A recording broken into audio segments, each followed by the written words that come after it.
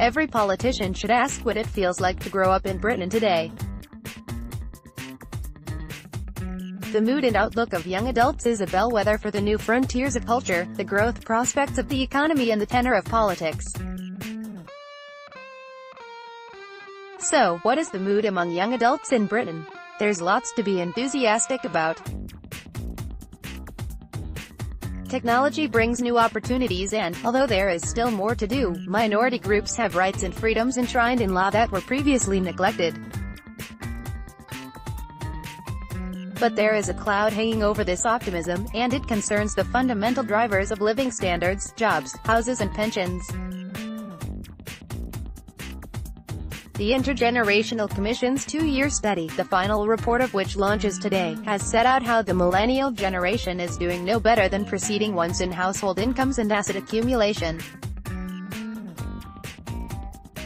This represents a stark break from the generation-on-generation living standards improvements that Britain became used to in the late 20th century.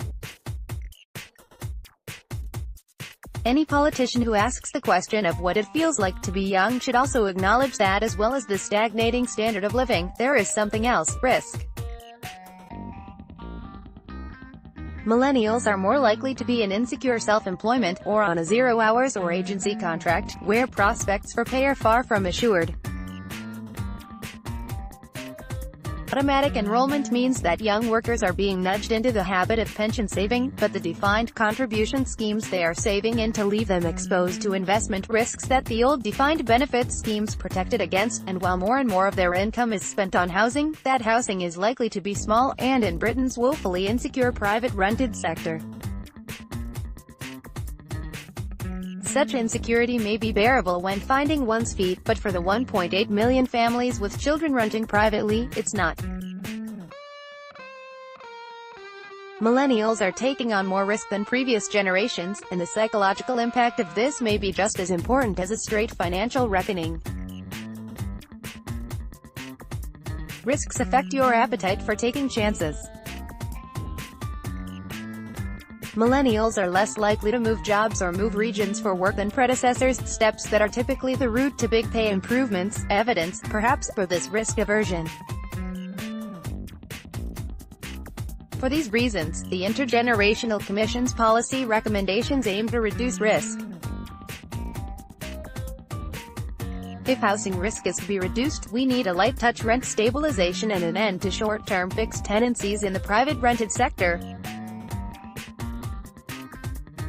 Those not holding permanent jobs need more guarantees of their working hours, and when it comes to pensions, we should work towards a middle ground between defined contribution and defined benefit pensions, that will more fairly share the risk between firms and individuals.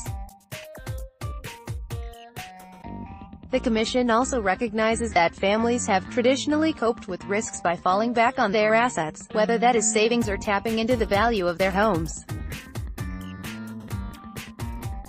Britain's coming inheritance boom will hand such a base down to millennials.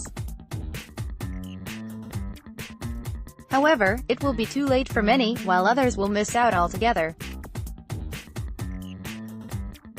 That means we need to offer a minimum level of security to the young, no matter their background. The Commission recommends a £10,000 citizens' inheritance for all young people, funded by abolishing an unpopular and loophole-riddled inheritance tax and replacing it with a tax on recipients with a lower rate and fewer exemptions.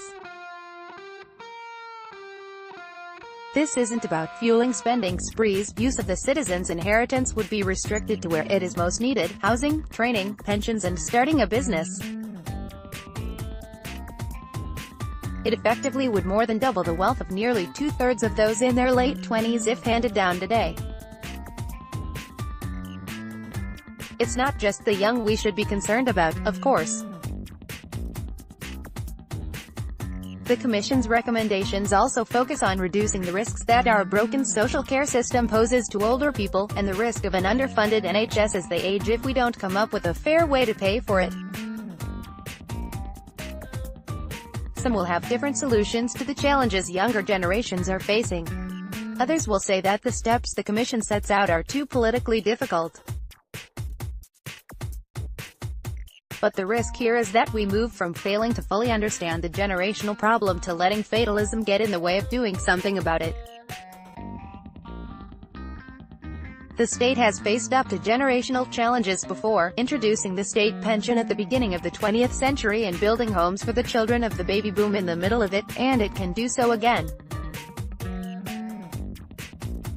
Politicians looking to tap into today's risky mood need to begin the task of renewing the generational contract to offer opportunity to the young and security for all. The Intergenerational Commission provides a blueprint as to how. Laura Gardner is the principal researcher at the Resolution Foundation.